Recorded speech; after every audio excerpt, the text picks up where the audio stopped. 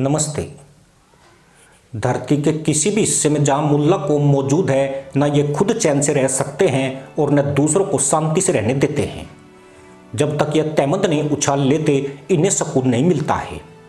यही वजह है कि आज पूरा विश्व इस्लामिक आतंकवाद, कट्टरपंथ और चरमपंथ की चपेट में है। इस्लामिक गुंडों ने पूरी दुनिया में उत्पात मचाया हुआ है। यही तत्व है जो सबसे ज्यादा तहमद फाड़ रहे हैं। हर मुस्लिम मुल्क में मुसलमान आतंकवादियों के संगठन, कट्टरपंथी मुल्लाओं के गुट और चरमपंथी जाहिलों के समूह बने हुए हैं, जो जिहाद के लिए 72 हुरों के हुस्न के किस्से बढ़ा चढ़ाकर पेश कर रहे हैं।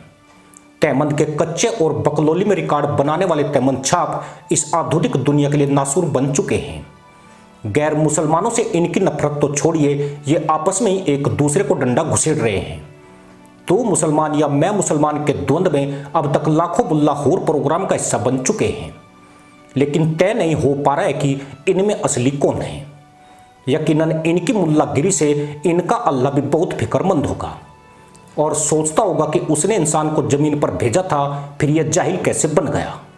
दुनिया ने Somalia, Pakistan, Libya, Iraq, Nigeria जैसे देशों में मुल्लाओं का युद्ध देखा है।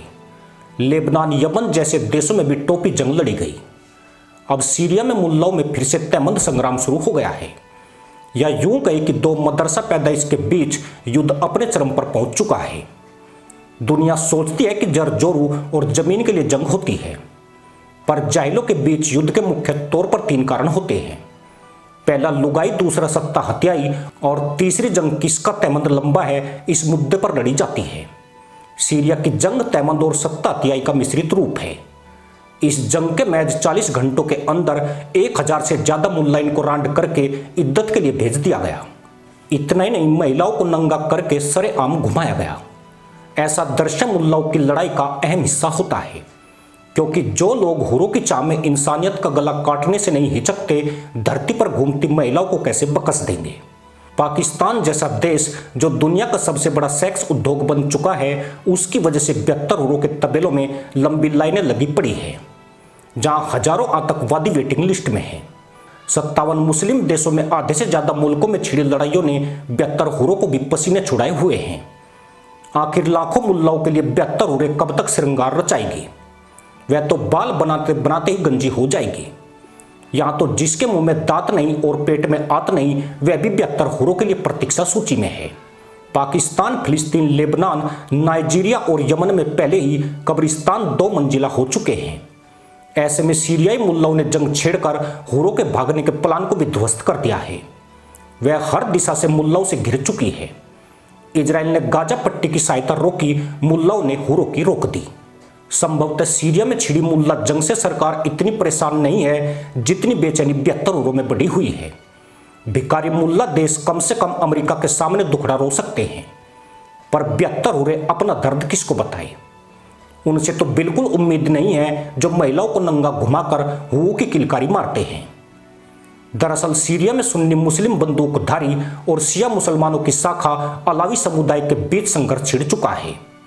यह संघर्ष पूर्व राष्ट्रपति असद के गढ़ में हो रहा है। बशर अल असद अलावी समुदाय से ही आते हैं। अबू मोहम्मद अल जुबानी जो सुन्नी मुस्लिम है, उन्होंने खुद को देश का नया राष्ट्रपति घोषित कर लिया है, जबकि बशर अल असद सीरिया छोड़कर रूस भाग चुके हैं। 2 महीने पहले सुन्नी समूह असद समर्थकों को निशाना बनाते थे और अब उन्होंने सत्ता हथियाली तो शियाओं को टारगेट कर रहे हैं। यानी सीरिया की लड़ाई सत्ता हथियाई की मुल्लाई जंग है। यूं भी गद्दी के लिए अपने भाई का सिर काटकर थाली में सजाकर बाप को भेज देते हैं। फिर भाईचारा क्या चीज है? अलावी समुदाय बाहुल्य गांवों और कस्बों में मुल्ला ही मुल्लाओं और मुल्लाइन का कत्लेआम कर रहा है। सुन्नी बंदूकधारी चुन चुनकर शियाओं की हत्याएं कर रहे हैं। मुल्लाओं को घरों से बाहर निकालकर गोली मारी जा रही है। खास बात यह है कि जिन्हें गाजा के आतंकियों के मरने पर नरसंहार नजर आता था, उन मुल्ला देशों को सीरिया में न मानवाधिकार दिखाई पड़ता है और न नरसंहार नजर आ रहा है। ऐसा इसलिए कि बड़ी तादाद वाले सुन्नी देशों को कमजोर शियाओं के कत्लेआम से आत्मिक खुशी मिल रही है। सीरिया के बनियास क्षेत्र में तो सड़कों पर सब ऐसे बिखरे पड़े हैं जैसे किसी ने गाजर मूली फेंक दी हो। इन सबों को दफनाने वाला तक कोई नहीं है। अगर कोई अल्लाह का वास्ता देकर आगे आता है तो बंदूकधारी उसका रास्ता रोक देते हैं। यह सीरियाई संघर्ष के दौरान सबसे बड़े नरसंहार में से एक है। इससे पहले के नरसंहार का आंकड़ा 600 के करीब था। माना जाता है कि हिंसा प्रभावित बनियास क्षेत्र में 3000 मुल्लाओं का कत्ल हुआ है, जिसमें महिलाएं और बच्चे भी शामिल हैं। इनमें से सैकड़ों लोग सुरक्षा बलों की गोली से मारे गए हैं, जो जान बचाने के लिए पहाड़ी इलाके की तरफ भाग रहे थे। बड़ा सवाल यही है कि जहां गैर मुस्लिम आबादी न होते हुए ये जाहिल आपस में ही शांति से नहीं रह सकते हैं, ये उन देशों में कैसी आफत लाएंगे जहां अल्पसंख्यक से बहुसंख्यक होने के बाद इनके हाथों में सत्ता की बागडोर आएगी।